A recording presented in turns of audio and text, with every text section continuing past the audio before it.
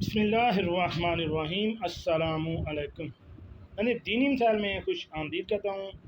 हमारा आज का बयान अहादीस की रोशनी में ये है कि अज़ान के कलमात को लंबा खींचते हुए अज़ान देना जायज़ है या नहीं, और अहादीस में इस बारे में क्या इरशाद है।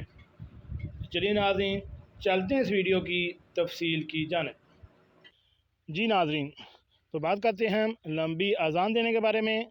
तो इसका जवाब ये है कि अज़ान के कलमात को खींचते हुए लंबी अज़ान देना जायज़ है, क्योंकि अज़ान का मकसद आलान है और लंबी अज़ान आलान के मुनासिब है। लिहाजा मकसद आलाम को बतौर अतम हासिल करने और अमूम बलुआ का लिहाज करते हुए इस ज़्यादती को इस वक्त तक जायज़ करार दिया जा सकता है जब तक वो कलमात अरबियत की हद से नहीं निकलते हों।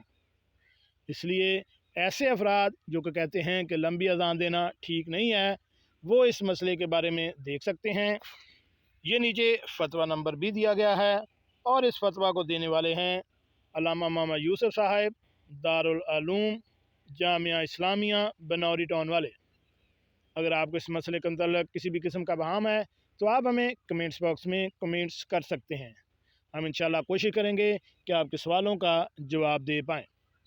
और ऐसी मालूमाती वीडियो हासिल करने के लिए मेरे इस चैनल दीनी मसाइल को